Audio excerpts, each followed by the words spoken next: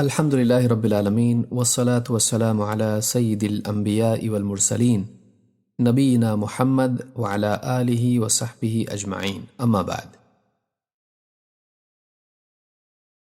اس باب میں ہم اللہ تعالیٰ کے اسماء و صفات کے بارے میں کچھ معلومات حاصل کریں گے۔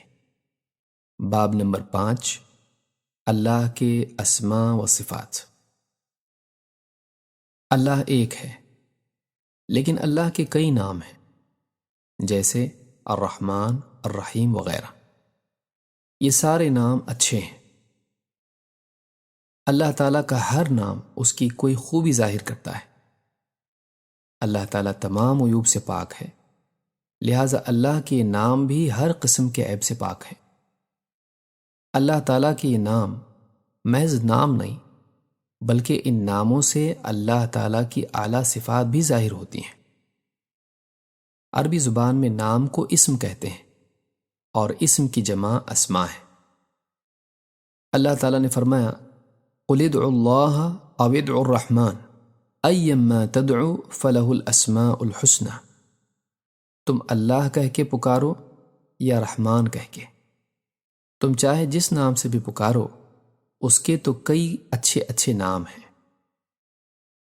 سورہ بنی اسرائیل آیت نمبر 110۔ اللہ کے نام جاننے کے کئی فائدے ہیں۔ اللہ تعالیٰ نے فرمایا وَلِلَّهِ الْأَسْمَاءُ الْحُسْنَىٰ فَادْعُوهُ بِهَا، اور اللہ ہی کے لیے ہیں اچھے اچھے نام، تو تم اسے انہی ناموں سے پکارو۔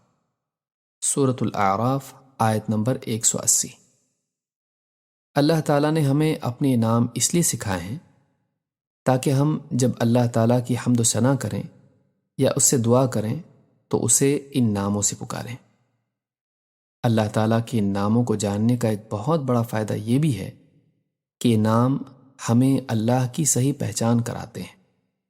ان ناموں کی معرفت سے ہمارے دلوں میں اللہ کی محبت، اس کا خوف اور اس سے امید پیدا ہوتی ہے، اور اس پر بھروسہ بڑھتا ہے۔ یاد رکھو، اللہ تعالیٰ کے اسماء و صفات کا علم ایک بہت ہی عظیم الشان علم ہے۔ توحید اسماء و صفات۔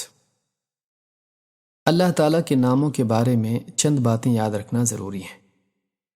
پہلی بات یہ کہ ہم اللہ کے لیے اپنی طرف سے کوئی نام گھڑ نہیں سکتے، ایسا کرنا جائز نہیں، بلکہ اللہ تعالیٰ کے جو نام قرآن و سنت میں موجود ہیں انہی ناموں سے اللہ کو پکارنا چاہیے۔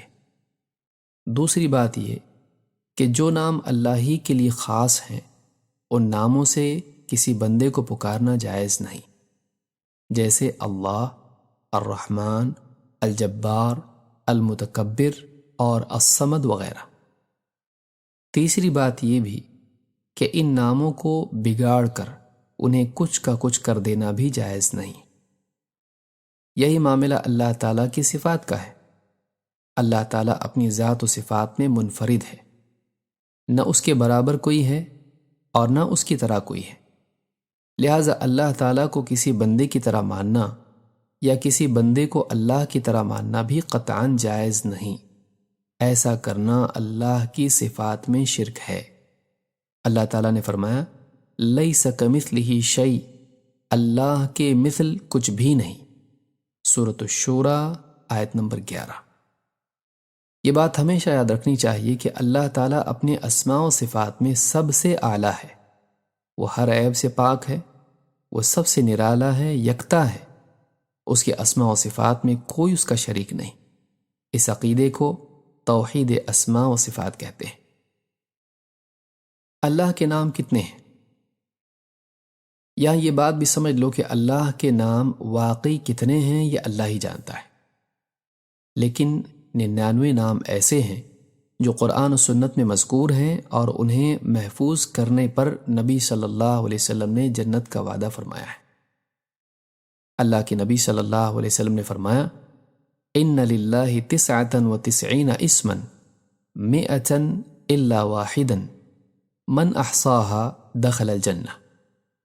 اللہ تعالیٰ کے 99 نام ہیں، 100 سے ایک کم، جس نے انہیں محفوظ کر لیا وہ ضرور جنت میں داخل ہوگا۔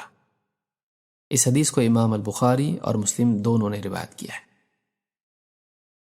ان ناموں کو محفوظ کرنے کا مطلب یہ ہے کہ آدمی ان ناموں کو قرآن و سنت میں تلاش کر کے جمع کرے، انہیں یاد کرے، ان کے معنی معلوم کرے، ان ناموں پر ایمان لائے اور ان ناموں سے اللہ کو پکارے وغیرہ۔ اللہ کے اسماء و صفات کا علم ایک عظیم الشان علم ہے، پس ہر مسلمان کو چاہیے کہ علماء کی رہنمائی میں قرآن و سنت سے یہ علم اخذ کریں اور اپنے رب کی صحیح معرفت حاصل کریں۔ اس باب میں ہم نے اللہ تعالیٰ کے اسماء و صفات کے بارے میں سیکھا۔ اگلے درس میں انشاءاللہ ہم شرک کی برائی کے بارے میں دیکھیں گے۔ اقول ھذا واستغفر اللہ لی ولکم۔